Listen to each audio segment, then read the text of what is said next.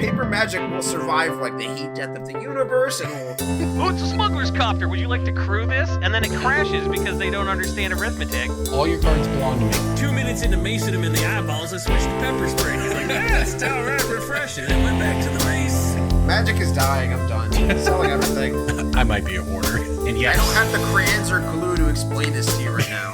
What, are you gonna die twice? Oil will be worthless before magic cards will. well, okay, Dr. Man. That's Mr. Dr. Professor Jason. Okay. I was accused of being too high last week. I'm not incredibly high now, but hopefully I will be later. Okay, here we go. Do I look high now? Would a high person do this? You look incredibly high. You look normal until you do that, then you look stoned. Hey everybody, I'm sober. Why else would I be acting like this? And welcome into the show, everybody. How dare you? It's Brainstorm Brewery. It's a very special episode tonight because I'm back. Because it's Corbin my 13th Hostler. wedding anniversary today. Yay! I've returned. Jason is here. Everyone else is gone. It's the two of us. Congrats to Jason. Is that champagne? That is a hard Baja Blast. Because that's the kind of marriage I've got. My my marriage to my wife is hard Baja Blast in a champagne glass, and I couldn't be happier. Here's That to sounds- 13 more. In 13 years, Soren will be going away to college. And you'll still be wearing that tracksuit. Are you wearing a Kraken hat? Yeah, I don't have any red hats anymore. You have a hockey team. Is that allowed? What do you mean? You that's not a Blackhawks hat. When's the last time we talked about I don't know. sports? I've been gone for a month. You've been gone for a month, but I've been a Kraken fan for like 2 years. Oh. The Kraken are great. I just didn't know you were allowed to wear their hat. Oh. You're black. We bet on the Blackhawks together. Yeah, that was before I found out they covered up a sex crime. Oh, I didn't know that. Yeah. Yeah, so, like, I don't really like... I tried watching them the year after that, and I was like, I fucking hate this team, so... Okay, reasonable. Well, and then I went to Kraken is Seattle nice. for Pokemon Go Fest / the Magic the Gathering Fest, and hung out at the Queen Anne's Beer Hall, which is, like, their in-town team bar, and, like, a bunch of... Oh, that's fun. It was the middle of the summer, but like a bunch of Kraken fans were like, the team's going to be so fucking good their second year, and they got me really hyped. So Were they good? I really immediately vibed with the team, and yeah, they had a really good deep playoff run there the first year I was a fan. So yeah, I'm on the Kraken wagon now, baby. The Kraken wagon. Well, okay. Yeah, it's Seattle. It's very Magic adjacent. I'm way into it. Hey, I'm not going to feels more complain. Magical as a team. Yeah, I'm not going to complain. It's a great name, objectively. And hockey's fun. I was in Europe, and I was in Europe for 3 weeks because I went for the Pro Tour. I then spent another 2 weeks in Europe, in the Netherlands, with my family, doing lots of small town, sort of Netherlands-y vibes.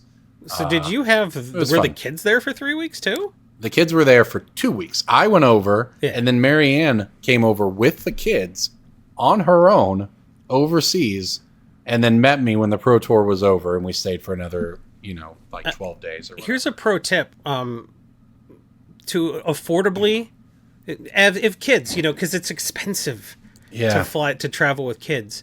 A way to save money is leave your kids with your parents.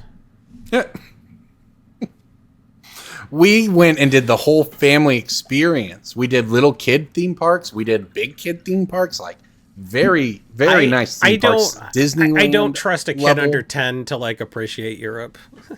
Maybe Well, that's me being a snob, but like I was 13. I was like, if I was any younger than this right now, I would not give a fuck that I'm in the Sistine Chapel. Thank see, God I'm like that's the mature enough to problem. like actually look up at the ceiling. But that's the problem. That's not going on. That's like going on that's like going on a trip and being like, we have to just go do these things. You have to go see this while we're there. And it's just boomers checking a list off so they can get their Facebook photo, man. Just go enjoy a vacation in Europe with your family. I mean, No literally, pressure. we went to Montreux, and Montreux's claim to fame is a casino that seats about 100 people and a statue of Freddie Mercury. There's nothing to do in Montreux. It's smaller than wasn't it Kalamazoo. great? We were like, oh shit. And we were there for like 5 of the 7 days we were in the it's country. great. There you go. As long There as was they have a one McDonald's. castle. We saw the one castle, and we got shit-faced on wine, and that's how you do a European vacation. You go somewhere that has one castle. You're not going to want to go to a second castle, It's true. right? That go makes go to a sense to place me. that has one castle and local alcohol, and spend a week there, because it'll take you a week Yeah. to do all 5 things there are to do in that town. Yeah. Well, we went to a place called Den Bosch, and then we went to Efteling was the name of the big park, and we stayed somewhere. I don't remember the name of it. Some other small town. Like, we stayed small towns in the Netherlands. We got out of Amsterdam as fast as we could. Amsterdam sucks. Sorry, I don't know if I'm allowed to say that. Yeah, it's kind of like one of those spots that people found out about. It's like where douchebags go Yeah. for So, European like, vacation. it's just expensive, right? Because everything's expensive, but like it's expensive, and you're in like a big town, a big city, and it's the whole thing, and like, you know, it's fine. You go walk around at night, and you get to see the stuff, and that's cool. It's a very like New Orleans kind of vibe. But then by the like 3rd or 4th or 5th night of it, you're like, yep, this is a big city. Everything here is expensive. It's hard to do anything. You know, you just get over it real quick. That's my experience, I guess. That's a having boomer traveled take lot. on Amsterdam, but I'm here for it. I think Amsterdam. It's not is a boomer little bit take at all. overrated. They're Not all the overrated big, is like, fuck you people who live there, but the people who No, live there it's probably like, can we chill out with the tourism? That's what I'm saying. We went and hung out in like other parts of the Netherlands, had a great time. Also, if you were like, everyone's like, oh, the Netherlands has marijuana. It's really expensive and of a terrible quality. Just for the record. And I'm not even trolling. Like, it's genuinely like a tourist Now, trap when you were a level kid of- in the 90s, marijuana was expensive and terrible. So, like, when you went to Holland, you're like, this is much better than the... Maybe it crap was, we were smoking but I don't back think home. so. But now, everything is like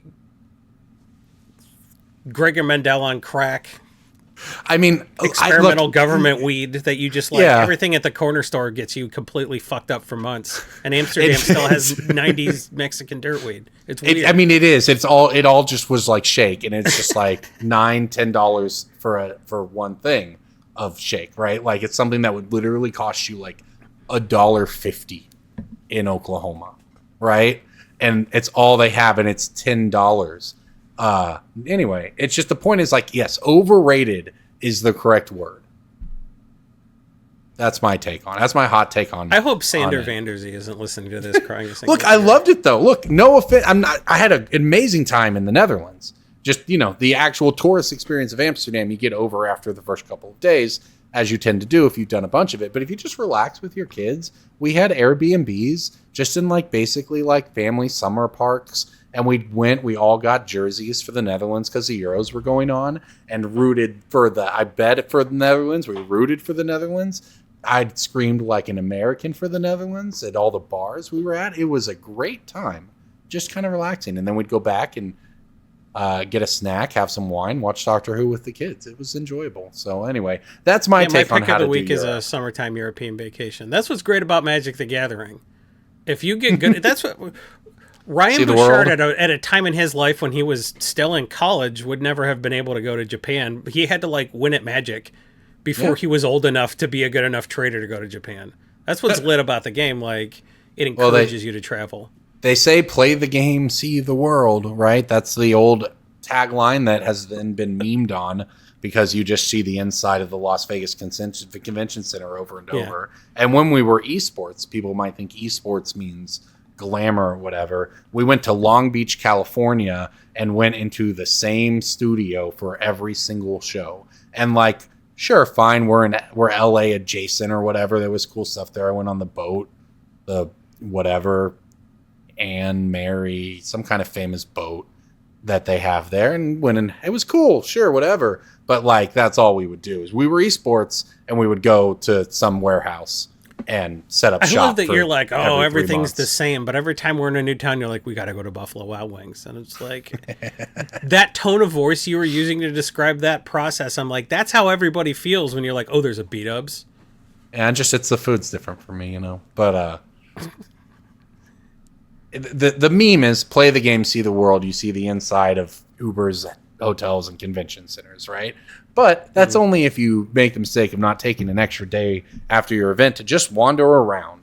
That is my advice, because you usually want a day after this Pro Tour trip, if you qualify, or your MagicCon trip even, to just relax and decompress, because no matter what you do at MagicCon, it is going to be an intense, draining experience. So I like to have a day to decompress, and then you can you actually get to see the world a little bit. But you're right? Like for a lot of people who were in Amsterdam, especially now that we're so fully past COVID and esports, and we have a full new generation of players, a lot of them in the United States, it was their first time going to Europe.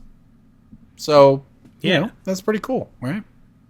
No, I think it was an excellent place to have a Magic Fest, and it was an excellent chance for some of my, European colleagues to meet each other for the first time. It's any excuse to get together. I mean, we're going to Vegas coming up here in October.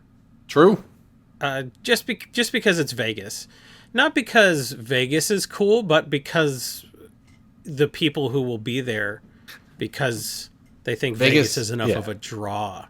It's just the so if you think about the shows we get the Magic Cons this year, there were only 3 of them, right? There was Chicago, and then we had a Pro Tour in Seattle, then we had Amsterdam, and then there's Vegas, right? So if you weren't at Chicago, which is a large swath of the West Coast, Vegas is it, right? Vegas is the place every year that's reasonable to get to for everybody, and it has a world championship, so it's kind of the biggest deal anyway. It's just easy. That's why Vegas is, even though it's like, Vegas, it is kind of just like the default, once a year get together for the Magic hive mind. I mean, would you rather do it at a place that's worse than Vegas and has fewer hotels and restaurants? I'm not, I am just going to sound like a complainer. The gambling in Vegas has never been worse for people who care about that. Every blackjack table is 6 to 5 payout now, which is horrible. And roulette tables, might not know about this one, Jason. Are you familiar with the 000? No. You've heard of the 0 and the 00 on the roulette table. Yes. There's now a 000, just to make the odds a little better for the casino. What? I'm not joking. The 1% in their favor wasn't enough for the house? Before you were born, there was only 10 on the board. The second 0, I thought, had always existed. I thought from the dawn of time, the roulette board came out of a cave. You know with why that you thought second that? 0. Bob Barker. Maybe. It was the 00 on the Price is Right wheel. That's what made you think that. That's what made me think that. I mean, look, they put a third 0 in. I was like, you can do that? But apparently they can, yes. So, anyway, Vegas has just become a worse and worse experience in the 15 years or at least 10 years I've been doing Vegas every year for Magic, right? I'm probably 20 Vegas trips in my life. And it's just been a steady decline, which kind of sucks because I like to gamble.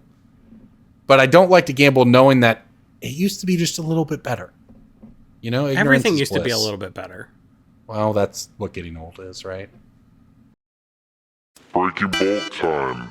Breaking bulk time. Break. Oh, yeah, breaking bulk. There's so much good stuff. It's a pick. Breaking bulk. The end.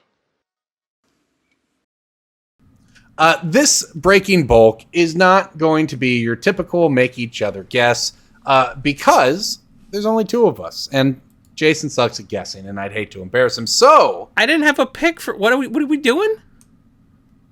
It's breaking bulk. Are we doing a breaking bulk of the week? What's going on here? It's in the show notes. I will have to take your word for it. It says right here, breaking bulk Jason Nuka-Cola vending machine. Oh. Those are the show notes I made for you. I would not have written that in Excel, but since Corbin did, Nuka-Cola vending machine is under $20. Making it bulk, I don't know. Man, the Fallout product I think is a little expensive, and I think they printed a lot of it. And you think so? I've wondered if not knowing much about it, I didn't know because obviously the Nuka-Cola vending machine's expensive, right? There's a lot of expensive cards and cards going up. Yeah. I was curious if, right, like if we thought, I mean, there's no more Fallout being printed, right? I mean, yeah. So if you actually thought it was a pickup, I think the value is. It seems unsustainable on a lot of this stuff, but like I don't know if there's enough supply. So really, what's going to happen to bring these prices down is they're going to be obsolete, unfortunately. Right, like Skyrim is going to come out, and it's just going to be better versions of all these cards. That's like the only way they go down in value. Yes, I would agree. Well, like I think the case for a lot of, because if you're a Fallout fan, you're a Fallout fan, right? And I don't think Fallout fans when the second season, like, so for me, the second season of the show coming out next year or in the second season's going to be because people know what's coming. They know it's going to be NCR, New Vegas. Like people are really hyped for second season. Yeah. So here's the thing: there's probably going to be another Fallout product for Wizards, and even if there's not, people will probably be interested. Like when Baldur's Gate won Game of the Year, random D&D cards started spiking. Yeah. In Magic because it just got more interest again. So I think like the same is probably going to be true with Fallout, which makes the starter decks really interesting because even if they come out with another set of them, aren't you just going to want to battle the new starter decks against the precons against the old precons? Just a thought I've had on that. I just guess. thinking and about like some of these cards products. that while they are Fallout specific, they are just like better versions of cards people were playing and are just going to be like Silver Shroud costume is going to be a little bit tougher to reprint. So do they make a better version of it? Because it's already a better version of a card. Yeah. So like that's going to be tough to reprint. So if you're seeing $10 Silver Shroud customs when it's selling out for 15 other places, do you just go to the Fallout page on EDH Rec and look at everything that looks like above $10 right now? It just I don't know. Everything looks like it's poised to go up with the amount of play it's seeing, but like those prices seem really high. And I've been diving. I also did a deep dive. We watched a bunch of Doctor Who during the trip. Yeah. So Ben, my 8-year-old, really wanted Doctor Who cards. So I ordered them and set up a thing got him a couple of the Doctors he's seen episodes of that he liked. And it was really cool, right? But so while I'm doing that deep dive, I'm looking at the precons and collector boxes and stuff like that. And it seemed like the supply on several Doctor Who type products, whether it was, and I don't want to get it wrong by not remembering right, but whether it was a particular bundle or card or something, or it was a promo printing version or the secret layers, I think specifically of the Doctor Who, which have like the 15th Doctor card or whatever in it for the new Doctor when that came out. Things that don't really seem like they're super easy to reprint had really low supply. And I did the same thing where I just stared at them and I was like, do I just spend $500 tonight and then the new price of this item is $600 because there's 2 of them left at $300? Like, I don't know. And I didn't go, a ton deeper, but I wanted to bring it up on this show while you're talking about, Nuka-Cola vending machine is. I don't know what like how high some of this stuff can go because I don't see them reprinting the card Nuka-Cola vending machine anytime soon. It's tough. So what's the ceiling? They call it Pepsi Max vending machine or something. Well, they would have Dominic to do Toretto's. And what was it? What were they drinking in the first movie? I don't remember. With the lime. Corona? Corona, yeah. He's like, everyone drinks Corona. Well, dude, it's so funny because a couple years ago when, however long it's been, 5 years ago, maybe, who knows, when they started Secret Lairs and everyone started memeing on them and they're like, pretty soon it's going to be Optimus Prime versus blah, blah, blah. And it's like, man, those are the tamest of Secret Lairs. It is going to be Dominic Toretto versus Patrick Mahomes. Like, are you ready for that? Like, come on. The blob that ate everyone. Bring on the Goosebumps cards. Bring on the just think about a franchise that you never thought could be on a Magic Lisa card. Frank. they can do it now, right? Like Duskmorn did this for me. I love Duskmorn. It's modern horror, right? And they've got people coming out of the TV, and it's direct references to The Ring and all these like awesome. I love horror movies, right? Horror genre movies, and I saw it, and I just had a moment when they did the preview panel in Amsterdam where I was like, I didn't know they could do that, and I just am stuck in 2014 where Magic is high fantasy. Of course, they're not going to do that. The closest you're ever going to get is Innistrad, and that's cool. But like, just expand your mind. They can do Duskmorn. They can do the furry set with Bloomburrow. They can do a secret lair with every year's NBA champions. Bring it on. That's all. Actual Seattle Kraken from Seattle. Dude, you know what makes for a pretty good secret lair? Eastern and Western Conference. Precons. Can you imagine the hockey mechanics they would introduce to a game of Magic? They would do football, wouldn't it be? The Washington Commanders versus the Depends who gives them the rights. Probably the NBA Vegas would be Raiders the or most. something. The NBA would be the most into it. You have like 4 different LeBron cards because you got one for each team. Like, yeah, man. I'm just saying, if you think Wizards can't do something, you need to erase that thought from your mind because it's 2024. There's a brand new CEO, by the way. I don't know that not that that's particularly relevant to this point, but all bets are off when it all comes to what CEOs they are will going and to won't TED do. Talks where people talk about how they're disruptors. I mean, I don't know. Wizards seems to be. I want to be a disruptor. Wizard seems to be chugging along pretty well, so I don't know. I don't really know. I didn't even know there was a new CEO. I heard the new Wizard CEO showed up and made everybody print out all their code. And he was like, "You didn't write enough code. You're fired." And he's like, "I'm a play designer for Dungeons and Dragons. Get out of here. Your code sucks." Is that true? Would anybody be that stupid? What if Elon bought Wizards? Nobody dare him. He will. The Hasbro end game, yeah. Ugh. It's the Disney You end know- game anyway. I've got a new. People can get mad at me about this. I got another hot take coming here with Nadu not being banned. How do you feel about Nadu? Nah, getting dude. I don't emergency know. banned? I don't like when they ruin every format with a card. Certainly. I think. Yes, it's embarrassing. They keep. If They should have something pre-banned costs, if something comes out of R&D and it costs a colorless, a green, and a blue, you don't immediately put a red flag around that. I am certain that, like everything else that seems to have this issue, it was Isn't there changed. like a watch list for like, hey, this costs a Effects that are problematic amount of mana? They have a watch list for effects that are problematic. They just need to add the mana cost. They should have a mana cost. Well, it's just land plus. I mean, land plus card draw is just always going to be broken. It turns out Bonnie Paul broken card because it does that even at 6 mana. So anything in that vein seems to show up at that mana cost and just be absolutely nutty. In this case, it was supposed to be that. It was supposed to be a mix of card draw and ramp, right? Like that's what they were going for, was to give you a cool card. But like everything else that gets broken, I'm sure something got changed from when the, competitive Pro Tour players within Wizards had their hands on it and it making it to print. Because everything else in the set seems to have landed at a pretty reasonable spot. Even it's all very strong, but it all seems to have landed in like a reasonable power level spot, I think, for 2024 Modern. Except for this, which obviously just broke things in half.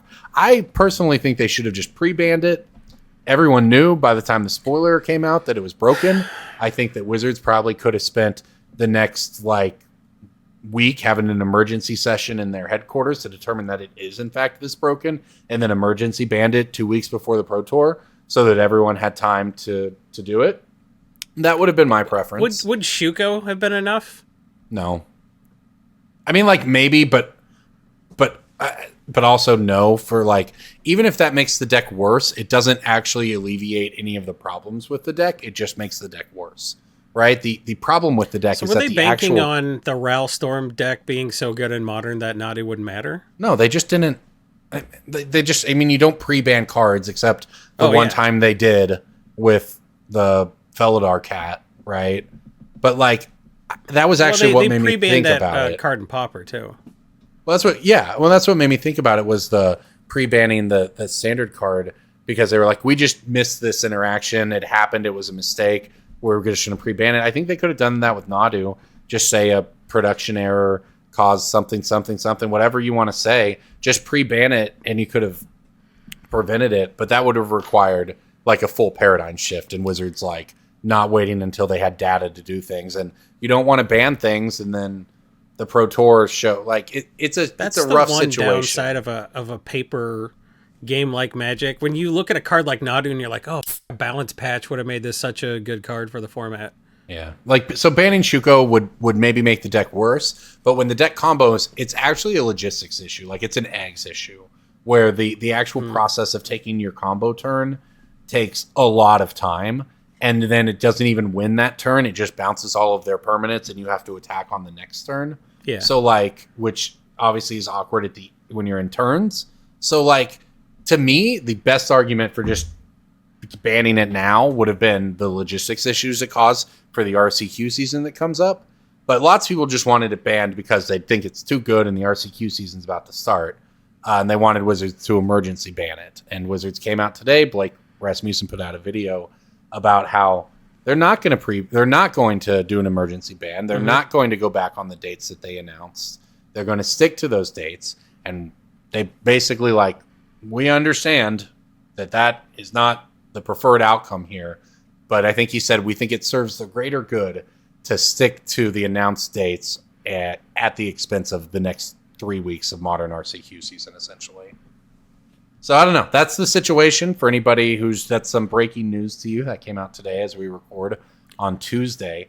So I don't know. I guess I'm glad that Wizards is going to be consistent in what they say. I think that it probably would have been fine to point to the logistics issues of the card as a reason to deviate from that date. But I think a lot of the feedback they got over the past several years, and they did a lot of research into trying to revitalize tabletop standard play. And one of the points of feedback that they got was that cards rotate quickly. And we don't know when our cards are legal, and we don't know what cards are legal. And Wizards telling us that these cards will be legal and them not being legal is a real problem, right? And they address that by continuing to keep us guessing. I guess if they had done an emergency announcement, which I think you could have made a case for, it does mean that every time a card is broken from here on out, you're going to have people clamoring that this one is just like Nadu and it's too good and it needs to be banned to save the season. And now every Monday from here on till out, people are saying that the best deck's going to need to be banned on Monday, and every Monday someone's about to buy a deck, and then they don't because they're waiting on the banned and restricted announcement that could drop at any time. The thing is, if you actually stick to the dates, you can say that, well, I'm pretty confident this will be banned next month, but if I want to play the season with it, I mean, this is a situation for people, but at least you have clarity. If I'm going to spend this money, this is when it is good for. You don't have to spend every week second guessing. You think attendance is going to suffer? Yeah, I do. I think they know that. In fact, I know that it has because NRG had to cancel streaming coverage because I've been doing lots of commentary for NRG this year. They had to cancel commentary of an event because the numbers were so low. That's bad. There is a cost. Involved. They're like, we know these events are going to be miserable, but it's more miserable to cancel them. Ugh. I think it's more. I think what they're saying is it's more miserable for everybody involved. Yeah. For there to create the expectation that if enough people loudly don't like a card, or if a card is too strong, we're going to deviate from what we said we're going to do, because nothing creates like what they don't want is for someone to say, I'm thinking about playing Modern, and for someone to go, you never know, they just emergency ban cards in that format. Your deck you could spend $1,000 on a deck and just drop out from you the next day. You don't ever want to build the best deck, right? Like that's what they're guarding against, and that follows you around for years, right? So I think that they're basically banking it sucks for this RCQ season, and it does, it really does. But in their view, they're taking the long view that protects the whole company, because at some point you are speaking for Wizards. You're not just this banned and restricted team. You're speaking for Wizards, the company. And if you're going to deviate from something you've publicly announced and promised consumers, that's just a lot of can of worms to open up when you could just wait a month and sacrifice the quality of one RCQ season. Obviously, you don't want any of that. But in the scheme of things, emergency banning a card for the first time in 25 years or whatever is not a great look either. So I guess the moral of the story is whoever up Nadu, you really didn't do anyone anywhere any favors. And it's kind of crazy to see the ripple effects of one change in an Excel file to a card, what it's done now, right? It did crazy things to the Pro Tour. It's had a real effect on secondary tournaments like the NRG I mentioned. It's also now making this RCQ season ridiculous because you either have the choice of buying the best deck, which you know is going to be banned in a month, or you don't buy the best deck. Okay, cool choice. Now, well, if what if I'm playing an RCQ one weekend and then the next? Like, all of this just sucks all around, and it's kind of wild how much one person changing something on a card could lead to something like this. Yeah. So speaking of, bands that might impact stuff, have you heard of the coming changes that will impact everybody's favorite mana pig, Neheb the Eternal? I would like you to explain this to me. I saw this and I didn't actually get the details. Go on. Apparently Neheb is getting errata to change a post-combat main phase into second main phase, so his ability doesn't go infinite. But that's the change. Is they're changing pre-combat to first and post-combat to second? Yeah, and I think this only really impacts like a dozen cards, but that's fine. Neheb the Eternal gets hit pretty hard by this one, which is too bad. I think this is perfectly fine because there's no reason you can't call it first and second. What's wild is that they really needed the extra 3 or 4 characters this badly. Yeah.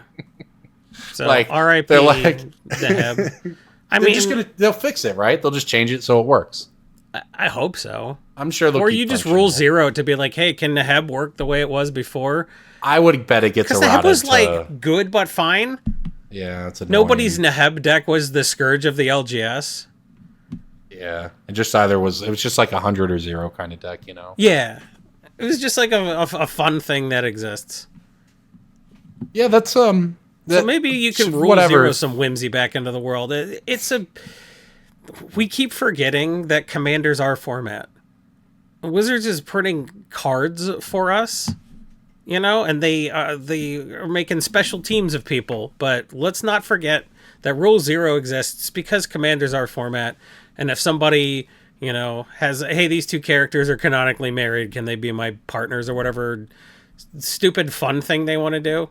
As long as they're not like, oh, can I have my Rule 0 funsies deck and they win on turn 0? As long as it's something fun, just who gives? Just if someone says they want Neheb to work like it did before, and you say no, you. I agree. that's Rule 0, right? Just I've been on the other end of it though, for what it's worth, where we had somebody who would always ask to play their special deck, and it was some unhinged or unglued card. It was I don't know, it was just some blank name card or something. I think it was just it either had a blank or it was the name of every card. It just did some broken combo that he thought was cool that killed us. But it felt so bad for someone to kill you. You don't understand the card that isn't legal killing you. And it's just yep, you actually can't respond to any of it. Why? Oh, because the rules just are kind of like that for this card that isn't supposed to be played. So it did feel kind of that was a thing that happened to me multiple times. Yeah, and it felt kind of those bad. Those people are running it for everybody, and I agree. Those people too. Well, we solved it. 2 groups of people can both be wrong if they're both dumb. Turns out there's more than one wrong answer. There's one right answer usually, but there are way more than one wrong answer. Oh, fair point. Why don't we remember that? RFK Jr. can be wrong too. He has worms in his brain. He's not right just because both parties suck. Dude, watching America from Europe for 3 weeks was fascinating. I was there before the debate to right before the shooting. That was the America coverage from Europe I got, and it was a trip. Anyway, you might as well enjoy the fall of society, right? Let's talk about Bloomburrow. We're all going to escape to the land of the furries, where they write books called Redwall. I never read Redwall, but I understand it to be like Bloomburrow. You never read Redwall? What are you, UB40? What does that mean? That's not for you. It's for, like, the proxy guy and 3 other people. We're down to enough listeners that we can, like, make jokes for individuals. Well, Jason, believe it or not, we actually do get new listeners. They go to patreon.com/BSB. They subscribe to this show. They give us $1 a month. That is as little as 20 or 25 cents an episode, as you might say. And they hang out in Discord.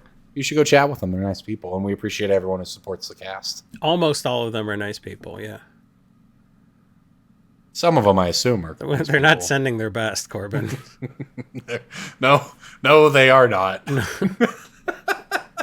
If you've been in the BSB Discord, they are not sending their best. What about Bloomburrow, Jason? How do you feel about this? The pre-release, you might not know it. It's this weekend. The pre-release Why am I so is now. horny? Okay. Is it from Fox Chase? I'm playing Two-Headed Giant. Oh, there you go. With a patron, so you too could have a chance at a parasocial relationship for as little as $1 a month, which is 20 or 25 cents an episode. Hey, if you're in Oklahoma City, you can come out and hang out with me. This will be the first pre-release I've done. I might have done Modern Horizons 3, but before that, I think it had been a while. So I'm not Dana Roach. I'm not. I'm like non-famous enough that I can still go to an LGS. Shout out to Dana Roach. Come on, you can't just name drop without saying shout out. Clearly, shout out someone more famous than me. We did it. I know. There you go. That's how it works, Jason. If you haven't done anything in Magic it's so in the gross. past There are 12 comedians months, that used to do that. It's like, follow Friday. You should follow, like, Ralphie May. And it's like, you're shouting out more famous people? That's not shout out. That's not a shout out. I remember That's not when what I was doing. Was it like Follow Back Friday? Is that what it was? Follow Friday? I don't know, man. Dude, It's you just- remember it's Follow gross Friday? behavior. Yeah. Well. It's just gross behavior, man. Being good at Twitter, what are you doing? What are you doing being good at Twitter? Oh, I understand unwritten social rules. Good for you. Dweeb. He says, hey, Talk what about let's talk about these magic cards. Yeah, what about Bloomburrow? What about Flubs the Fool? What about that Froggy Boy? Which one is that? What one is that? What is this You card may play an do? additional land on each of your turns, so I'm already that. Yeah. pre-erect a little. Whenever you play a land or cast a spell, draw a card if you have no cards in hand. Otherwise, discard a card. This is the deck that my Loot Key to Everything deck would have wanted to be. Yeah, you can Loot play was Song really of close. Creation in this deck. You can play Song of Creation. That one's fun. I do like that card. This set, I haven't got to talk to you all about this set. I think the mechanics in this set are incredible. Bloomburrow is going to be a huge jumping on point. And for people who have not liked Magic for like a year or two, they're going to be like, Magic gave me so much that I stopped paying attention to everything. Bloomburrow is going to be a reason for those people to pay attention again. People are going to get back on board with this set. It's that fucking good. fun. It's It's that just good. fun. Yeah. But it's good for Magic. Yeah. Because it's going to rinse the taste of Cynthia Williams out of our mouth, or whatever her name was. That might be optimistic, but I like where your head's at. I think that the new CEO has there's a chance if you asked him his favorite Magic card, he'd be able to name one. I can't This say person, this, the new CEO cares about games. Yeah, Not I was just about told, gaming, but like has games that they like. I was told that they worked for Blizzard and managed to not be hated, which is an accomplishment. Difficult. Jason, what do you think of the little pause mechanic? Little paw pip mechanic? I don't know what it's called. That's infantilizing. I find it disgusting. You don't like this mechanic? I think this I- is the I- best thing ever. It's purple mana. Stop it. everything. I like it. Energy. They is probably have purple little mana. pause things in the pre-release kits. You get to like put them out and be like, small children actually use manipulables, like those little paw counters. Oh yeah, Ben was upset. We got like the little cardboard punch outs, and Ben was upset that we like lost some. And I was like, bro.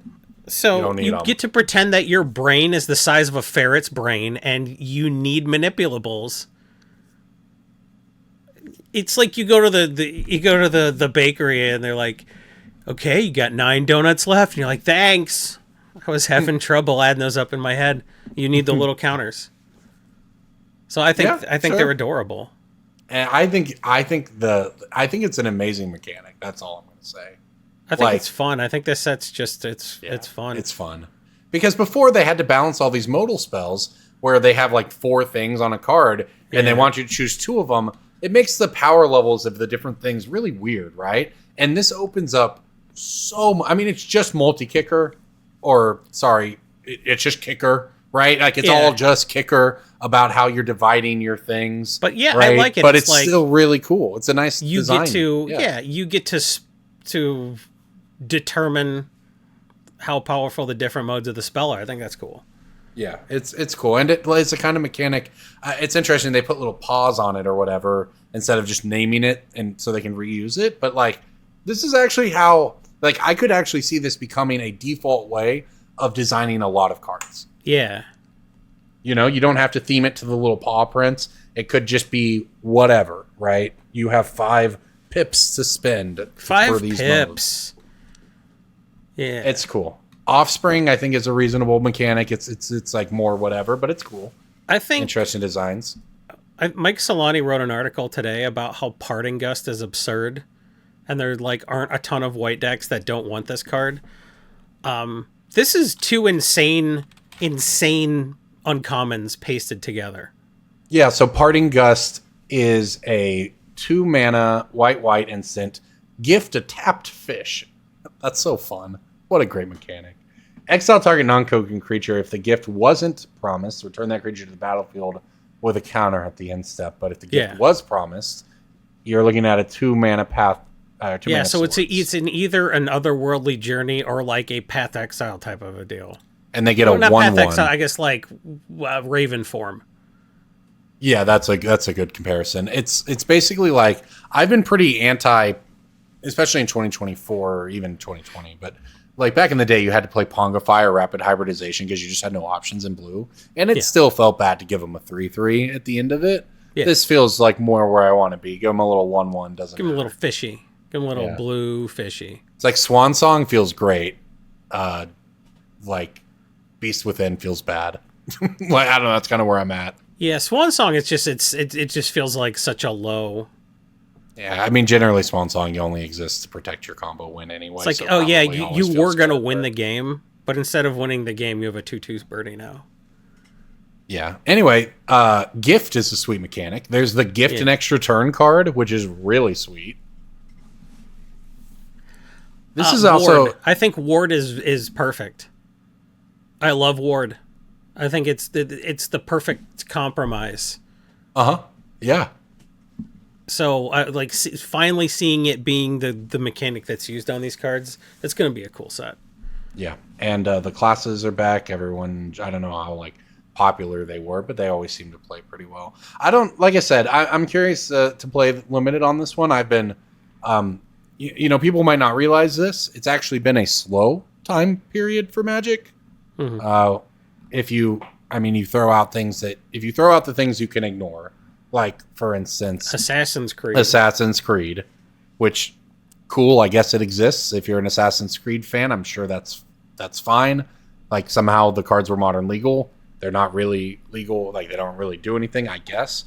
But they're legal in paper. They're going to print some Assassin in 5 years, and it's going to... Well, that is true, because those cards are also, not to my knowledge, not on Magic Online, which makes there are always differences between paper and online, based on the platform. Like Nadu's a lot worse online, from what I understand, etc.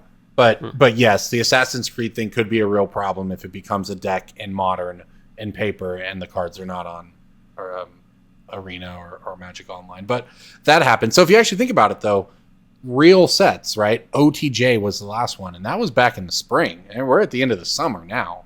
And then Modern Horizons dropped in the middle of but that's not a standard set, right? So we're the deepest into a standard release that we've been in a very long time. And yes, Modern Horizons, because it hits modern, feels like, a big release, and it was, but even then, this is about the slowest we've had in a while. So I'm actually pretty excited. I don't know.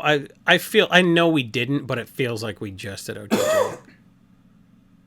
You just feels like we just did OTJ? No way. Thunder Junction released on April 19th, 2024, Jason. That was, well, this is several weeks that long ago. That was more than 3 months ago. Okay. That's every 3 months is too often for me. Well, and it's going to be 4 months by the time the set releases, right? When it comes out in the first that is a week long of time. August. Like 4 months between standard releases is a long time. I think it's 2 months between. There's also like a they're changing rotation thing. too, so like we could actually get to play with some of these cards. Well, yeah, the rotation this year is the first real rotation because we didn't have one last year. So yeah, like I don't know. What about the second limited? Which one? Bloomburrow. Yeah, it's gonna be fun, and like the little paws are gonna be cool in that. The gift mechanic is neat. You really like those paws. I like those paws, man. No, I just think that, like, to me, that was really like I can't, like, it was like kind of like a mind blown moment in Magic design, which you very rarely get because they fart out a million designs, but it was something that isn't, like, it opens up an entire new way of designing Magic cards. That's all. What do you like for a commander? Like, what are you looking at from Bloomburrow? Does any of it... The infamous Cruel Claw really came out of nowhere last week, and Balin the Haymaker came out of nowhere last week. So we talk about, if you just go to EDH Rec, you're like, well, clearly Braya Riptide Rogue is the most popular deck, but Braya's been on there for a very long time, right? For weeks. Maybe even months. Braya and Lumbra were both spoiled a long time ago, so people have been making those decks. So if you go to, continuing the discussion from last week, if you go to EDH Rec today, there are, 10 decks between Braya and Lumbra now, and they were 1 and 2 before. So Galarb and Eluge the Shoreless Sea and Vren the Relentless all kind of snuck into the top 10 in the last week. So you look at the stuff that has the most velocity. Balin the Haymaker is almost caught up to an infamous Cruel Claw, which is almost caught up to Braya. So I really like Igra, Eater of All, which is like a very new approach to food counters I really like. And I think people are going to do busted stuff with Helga, Skittish Seer. So I like the mono black stuff like Maha and Wick. Like as places to look for specs, and I like some of the blue-green stuff, like Helga and Glarb, to look for specs. And I also think Balin the Haymaker is going to be more popular than people think. And Gyrid Mirror of the Wilds just came out doing very similar stuff. So if people have a half-built Gyrid Mirror of the Wilds deck, they might actually finish it as a Balin the Haymaker deck and actually get the deck finished. I haven't so looked anytime through, there's like a continuation where you can actually work on perfecting a deck, some of those specs that didn't pan out might later if the deck actually gets built. Well, I really like, a lot of these cards are new to me. The infamous Cruel Claw you mentioned, that is a sweet one, right? Like when it's got Menace, so it's reasonably guaranteed to connect. All weasels should have Menace, really. Are weasels a new creature type in this? I think I don't remember weasels before. They're going to go back to Joven's Ferret is a that's what I mean. Weasel and be like, fuck you. Well, they could have this could be it though. Like you could start that. Nimble Mongoose is a weasel. Get out of here. Just tweet right now. All weasels should canonically have Menace, and it just might be true. You could make that a thing. Just saying. You could use Cowards the internet can't for block good. warriors, but nobody can block a weasel alone. Yeah, think about it, man. Think about things that were memes that became, like, we got contraptions, which, by the way, was a really fun mechanic because it was a meme. You know? Cowards can't block warriors. It's a whole thing. Just saying. All weasels have menace. Makes sense to me. I'm going to go to Scryfall and see if there are other weasels. Reasonable. Very reasonable. All right. Well, before we get out of here this week, we wanted to drop a couple picks of the week on y'all because we're here and that's what we do. I've been gone for a long time, so I figured I'd get in on it. Pick of the week, pick of the week, pick of the week. Time for the pick of the week. My pick of the week, and this might sound a little odd, but I'm not saying this because it's gonna, win me the spreadsheet game here, but I do want to talk about Sun Cleanser for a minute. This was a big card, obviously, out of the Pro Tour as a counter to things, and it made a big deal. It's a rare from Core Set 2019, which, if you're not familiar, means extremely low supply here in the year 2024. People weren't exactly clamoring for core sets back in summer of 2018 when this set came out. So Sun Cleanser, though, is about $5 after the spike. It's kind of where it's settled. And here's the thing. Once Nadu gets banned, we don't really know what Modern's going to look like. But we do know what Historic looked like, and the Boros Energy deck absolutely trashed everything. And to the point that they were rebalancing multiple cards in that deck for play on Historic. Now, Historic is not Modern, but the energy decks were already a thing. They were control decks. They were Jeskai energy control decks at the Pro Tour. There was also Boros energy decks. There is certainly going to be an energy thing sticking around from Modern Horizons in some form after the dust settles. Do you think that'll be errata to be pause? No, I do not. But I do think Sun Cleanser is going to stay $5. So, like, if you need yours, pick it up. That's a sideboard card, it seems. It is a sideboard card, but it's a card that seems like a pretty reasonable buy-in on a, what is that, M19? M19. And this was obviously a true bulk rare. That wasn't a guess, I knew that. Yeah, that was trashed here. It was literally like 20 cents market price, right? Sick. And now it's like $5 or whatever. The point is, I actually see this sticking around as a sideboard card 6 months from now. In Modern's impossible to predict, but the energy decks appear to be very good in every format where Nadu is not legal. So, you can obviously look there. That's kind of level 0. But I just wanted more to get this out there. If you're somebody who's been eyeing Modern and you're thinking about a post-Nadu world, I do think Sun Cleanser is worth grabbing because you'd rather pick one up at 5 and have it go to 3 than not grab yours and have it hit 20 because it actually is that needed when energy becomes the best deck if it does. All right, Jason, what do you got to send people out on this week? I cannot choose between two equally juicy looking targets on the basis of the fact that red and black lately, and by lately I mean for like the last 3 or 4 years, has been the you get to play expensive spells for free colors. So in addition to Infamous Cruel Claw, you got a lot of other bullshit. You got like with that Olivia that was taking creatures out of your graveyard. Hurl through hell. Prosper letting you play stuff from weird places. And you got a Tali, and Tali's printed so many times just because there's like, look, these people are going to be paying $66 for a Kozilek. They can't be, paying $20 for a Tali Primal Storm. Sorry about your spec, nerd. Red and black are the colors that's doing that kind of bullshit. But the infamous Cruel Claw seems that they're playing with the design space of you can cast big expensive sorceries too, and instants, and not just like reanimate stuff. I cannot choose between Blood for the Blood God from Warhammer 40k and Breach the Multiverse from one of those sets.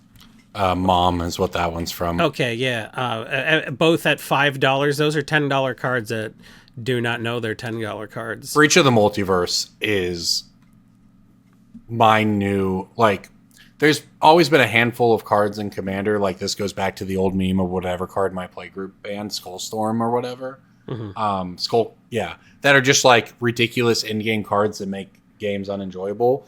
Breach and Atali are that for us now. Someone hits a Breach, which hits an Atali, which hits a Sepulchral Primordial, and the next thing you know, casting the card Breach the Multiverse off an empty board has turned into a 15-minute turn, and it just actually is not fun. That's kind of where we're at with Breach the Multiverse, which is to tell you that the card is extremely powerful and probably going to go up in price. So I'm with you on that. But Blood for the Blood God, despite being 11 mana, Yeah. it doesn't always cost 11 mana.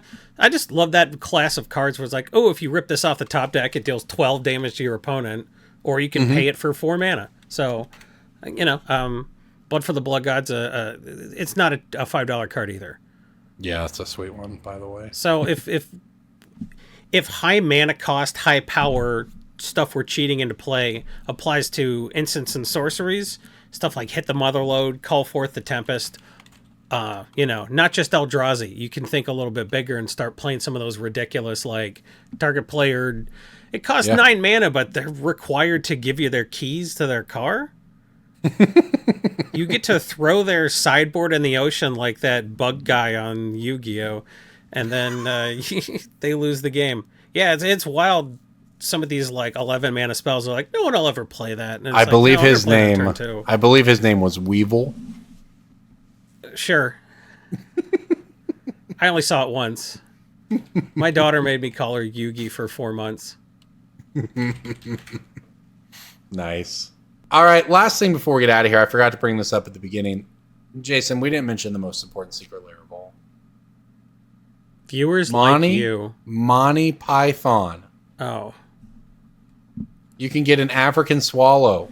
It's a Birds of Paradise or a Gilded Goose. I don't remember which. I hope it's not Birds of Paradise. Although I actually did make that joke when I had a Bird of Paradise that had a sort of Fire and Ice and an Umezawa's Jitte on it. I was like, I don't think that this bird should be able to attack with all that equipment. It's not even a matter of where it grips it. It's a simple matter of weight ratios.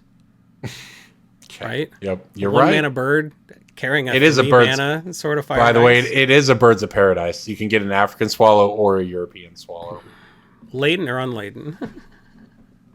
I'm not going to lie. This is dumb. Yeah. Yeah. I think they're going to do a Happy Days one next year. Just to announce they're not doing them anymore. The other cards they're doing here are Doors of Nothingness, Ashnod's Altar, Dark Depths, Merit Lage. What are the references? The Bridge of Death. Dark Depths and Merit Lage? They just put that in the pre-con. What are they doing? Castle of Ar is Dark Depths.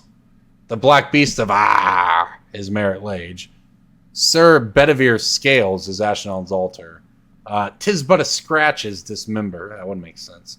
We Want a Shrubbery is 3 visits, sure. Bring Out Your Dead is Buried Alive. I hate this. Tim the Enchanter is Prodigal Sorcerer. This is a joke from Scry Magazine. Yeah. This is 90s right. Conan tier. What is this? You're right. Ugh. But think about it this way. It's not all that different than, didn't they do a Princess Bride? I don't even know if that came out. Didn't they do Assassin's Creed? Like, the thing you got to, this is what we're talking about. But like they're just like terrible puns. It's making fun of itself at this point. I mean, it is what it is. If you really like Monty Python, it's for you. And if you don't, it's not for you. And they print a bunch of these every year. And you never even know. Yeah, right? You would never even know that these cards exist unless you like it. I don't like how this jabs me on the ribs. Oh, it's a Monty Python reference, eh? Wink, wink, nudge, nudge, eh? I agree. I agree. Took the joke too far, did we? Did we do it too many times? Huh? It's very on the nose. Rapid succession, did we? Yeah. Wink, wink, nudge, nudge. Is your CEO a bit of a printer? Is she? Eh? Does she print too many cards? Does she? Eh? Wink, wink, nudge, nudge. That bit went on for way too long because that's how Monty Python does. That's how Monty Python works. Yeah. But I have to. But like Tim the Enchanter, and it's just a Prodigal Sorcerer. It's like they used to like. These cards suck. Birds of Paradise and Buried Alive. No, I'm like in one of them, right? And I'm 100% gonna buy it. Well, that's the thing. You know they're only for people who like them at this point because they're not even pretending to put good cards. I know. It's just like here's some puns. No, you know they went on EDH Rec and they're like, these get played enough to justify their inclusion. That's probably true. Now, Prodigal Sorcerer does not. Oh, well, what else are you gonna do? I mean, the thing is, it's not hard to end up at a ramp spell when you decide to make a shrubbery pun. You know, 'tis but a scratch for Dismember. That makes sense. In 1997, I had a Monty Python deck with cows and catapults and Tims and the whole deal. So I had Ensnaring Bridge in the deck. It wasn't even good in the deck. You understand?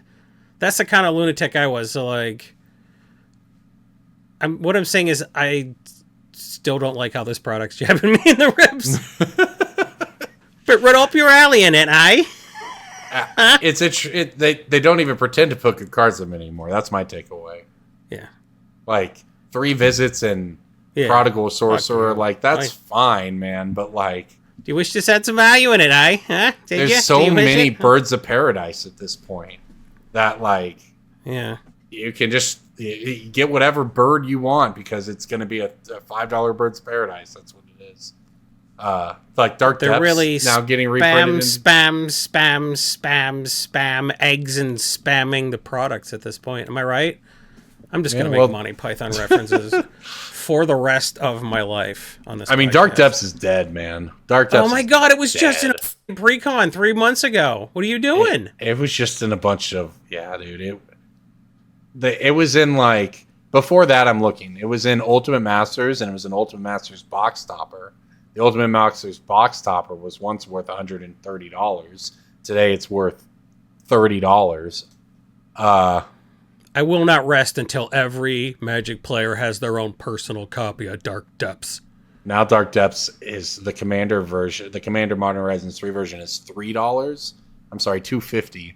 And there's another version coming in. The only cards that are worth money are new ones. That's how it works. New ones are reserve lists. That's the takeaway. Ugh. You're supposed to buy your collector boosters because those cards aren't getting reprinted anytime soon. Don't buy Magic cards because as soon as you do, they're gonna reprint it way cheaper, and it's gonna be your favorite IP. They will reprint the hell out of cards that were good 5 years ago or 3 years ago and before. Anything printed in the last couple years or in a Secret Lair or in a Commander Precon, the reprint avenue on those is much, much less, and that's the takeaway, I think. And that does it for us here on Brainstorm Brewery. We're going to get back to our kids. I talked a lot this week because it's a 2-man show. My kids aren't I'm here. back. Thank you, everybody, for listening to Brainstorm Brewery. We appreciate all of you. We'll see you next week. We appreciate some of you.